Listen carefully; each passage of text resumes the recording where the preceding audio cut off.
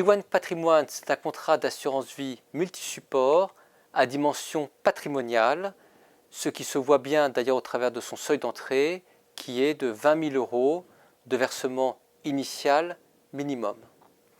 Alors ce contrat a été lancé il y a quelques années par Mutavie, filiale d'assurance vie de la Massif, pour répondre aux besoins des clients de Mutavie qui avaient constitué un capital important dans les fonds en euros de Mutavie et qui avaient désormais le besoin de diversifier leur épargne via des unités de compte en gérant soit par eux-mêmes, soit en s'appuyant sur des modes de gestion proposés au contrat. G1 Patrimoine propose un fonds en euros, qui est un fonds en euros classique librement accessible.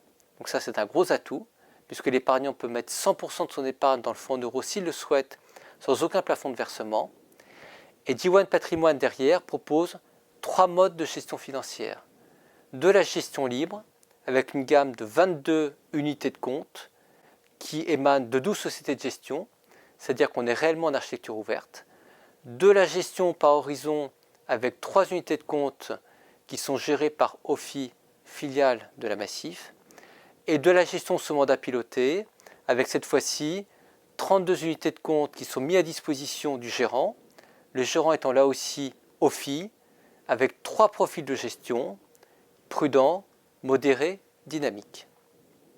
Un point important concernant G1 Patrimoine, c'est la forte dimension ISR, investissement socialement responsable, ou ESG, environnement, social, gouvernance, des unités de compte.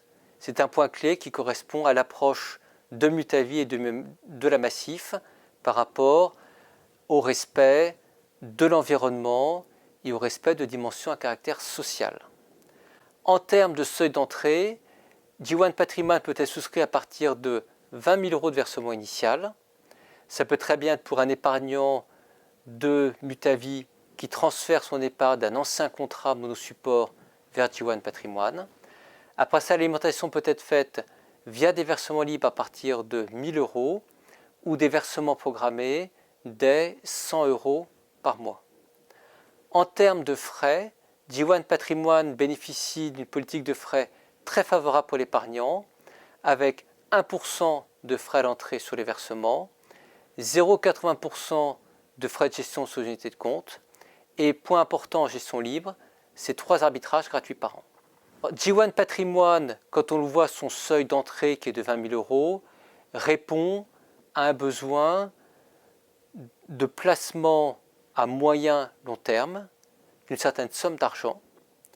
Donc c'est une dimension patrimoniale et c'est pour cette raison que G1 Patrimoine intègre tous les systèmes de gestion financière qui peuvent être de la gestion libre, de la gestion profilée ou de la gestion sous mandat. Donc G1 Patrimoine en termes de projet, en termes de besoins clients, on est davantage dans une logique de transmission, une logique également de placement d'une épargne qui provient de la revente d'un bien, qui provient d'un héritage, ou alors une logique de transfert Forgus depuis un ancien contrat monosupport de Mutavie.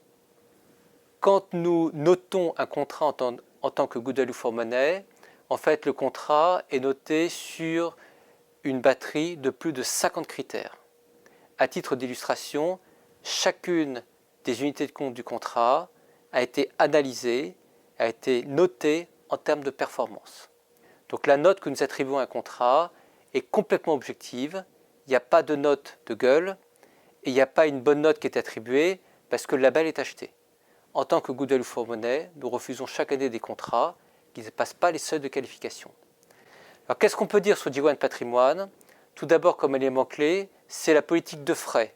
On a vu seulement 1% de frais à l'entrée sur les versements et seulement 0,80% de frais de gestion annuels sur les unités de compte et seulement 0,30% de frais attribués lorsque l'épargnant choisit la gestion sous mandat piloté réalisée par OFI. Autre élément, c'est la bonne complétude des modes de gestion financière et le fait qu'elle soit lisible pour l'épargnant.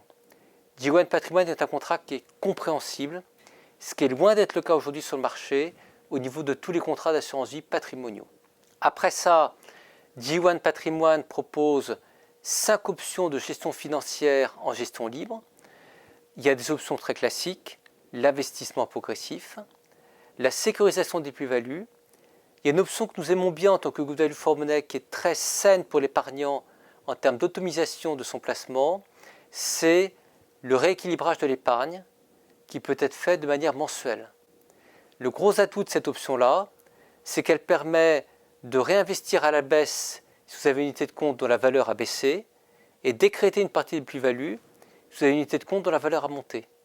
C'est un bon booster de performance de notre point de vue, le rééquilibrage de l'épargne. Après ça, dans les facteurs favorables en termes de notation pour G1 Patrimoine, il y a la performance des gestions sous mandat pilotées réalisées par OFI. En 2020, l'orientation prudente a fait plus 3,84%, l'orientation équilibre a fait plus 6,06% et l'orientation dynamique plus 6,82%. Ces trois performances sont données après déduction des 0,30% de frais spécifiques attribués à la gestion sous mandat. Enfin, le fonds en euros de G1 Patrimoine est extrêmement performant. En 2020, l'épargnant s'est vu attribuer une performance nette de frais et brute de prélèvements sociaux, comprise entre 1,45% et 1,85% selon son taux d'unité de compte. En termes de points différenciants, G1 Patrimoine a de réels atouts par rapport à ce qui se pratique aujourd'hui sur le marché. Premier élément, un fonds en euros totalement librement accessible, sans aucune obligation d'investissement en unité de compte et sans aucun plafond de versement non plus. Il faut savoir qu'aujourd'hui sur le marché, vous avez des compagnies qui limitent l'investissement sur le fonds en euros, par exemple à 1 million d'euros, tout contrat confondu au total, ou qui obligent désormais à avoir 40% de taux d'unité de compte dans les versements. Deuxième point différenciant pour G1 Patrimoine, c'est la performance des gestions financières de la gestion sous mandat réalisée par OFI en 2020, avec une performance qui s'échelonne entre 3,84% et 6,82% selon le mandat de gestion qui a été retenu en 2020. Troisième élément, c'est la qualité de la gamme d'unités de compte en gestion libre, puisque sur 5 ans, quand on note la performance de la gamme en gestion libre par rapport à son benchmark, nous avons 8000 supports pour faire un benchmark en tant que Good Value for Money, la gamme d'unités de compte de G1 Patrimoine a surperformé en moyenne de 0,5% par an sur les 5 dernières années, donc la période 2016 à 2020. Élément supplémentaire de différenciation, c'est le taux service sur le fonds en euros, qui est extrêmement correct, puisqu'il va de 1,45% à 1,85% selon le taux d'unité de compte du client. Et derniers éléments différenciants pour G1 Patrimoine, c'est la politique de frais qui est très raisonnable, seulement 1% de frais à l'entrée sur le versement, seulement 0,30% de frais additionnels pour la gestion sous mandat réalisée par OFI, et le fait que l'épargnant puisse également avoir 3 arbitrages gratuits par an en gestion libre. Pour un client qui souhaite souscrire G1 Patrimoine, premier conseil, c'est de rencontrer son conseiller de Mutavis qui va l'aider à bien choisir le mode de gestion financière par rapport à son horizon de placement, par rapport à ses besoins de liquidité et par rapport aussi à son appréciation en risque. Il faut être conscient qu'en matière de placement, plus vous prenez de risques, plus votre potentiel de rendement est élevé. Mais aussi, plus ça peut être chahuté dans le temps avec de possibles secousses de l'ordre de moins 20, moins 30%. Donc il faut vraiment rencontrer son conseiller pour se dire « je vais en gestion libre, je vais en gestion profilée ou je vais en gestion sous mandat ».